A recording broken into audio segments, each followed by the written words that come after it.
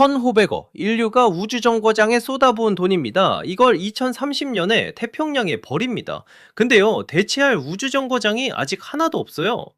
잠깐만요. 그냥 없는 게 아니라 준비 자체가 안 됐다는 거잖아요. 맞아요. 미국이 우주정거장 없는 나라가 될 수 있어요. 오늘은 이게 왜 심각한 건지, 그리고 누가 이 빈자리를 차지하려는지 봅니다. 일단 ISS가 뭔지 기본부터요.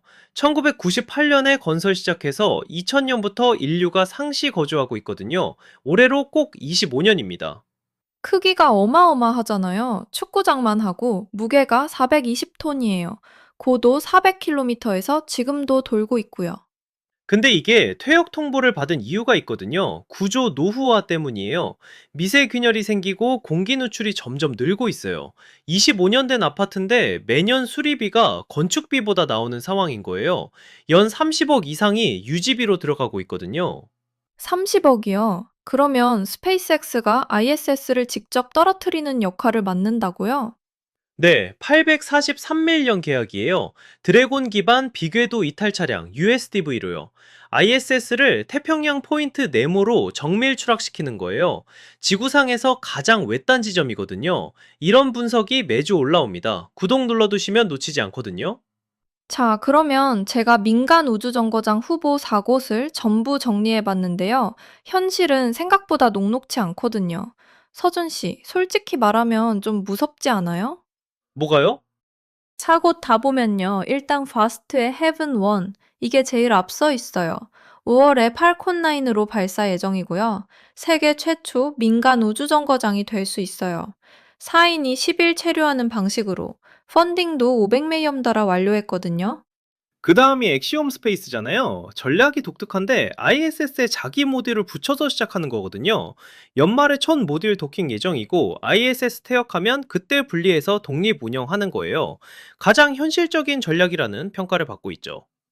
스타랩은 보예저 스페이스의 에어버스, 미쓰비시까지 연합이에요. 2028년 목표인데 아직 설계 단계고요. 어비털 리프는 블루 오리진이랑 시에라 스페이스 조합인데 2029년 목표예요. 근데 나사 자체 감사관이 이렇게 결론 냈어요. 민간 정거장은 2030년대에나 준비될 거라고요. 2030년대요. ISS는 2030년에 퇴역인데 대안은 2030년대에나 된다. 이게 갭이에요. 나사 안전자문위도 CLD 예산이 부족하다고 따로 경고했고요.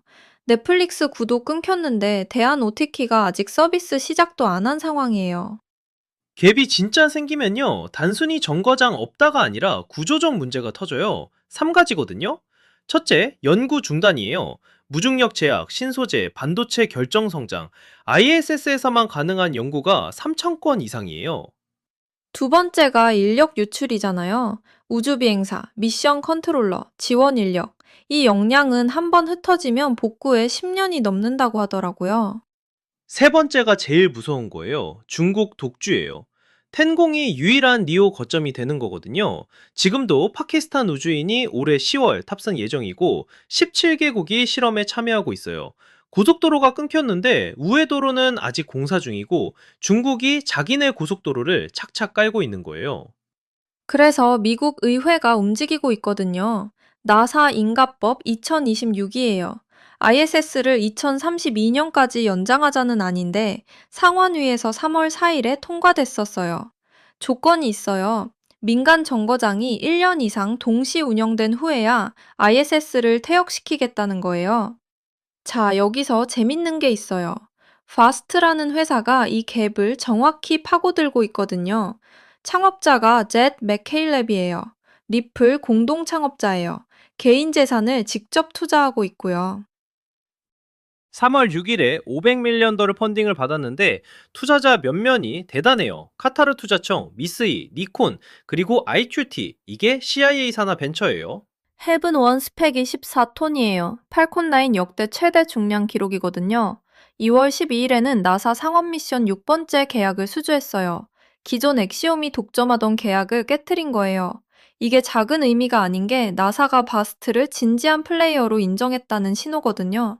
투자 시사점 얘기하면요. 파스트는 비상장이에요. 직접 투자는 안 돼요. 간접으로 접근하면 스페이스X 발사 의존도가 높다는 점, 팔콘9 부품 공급 업체들이 수혜를 볼 수 있어요.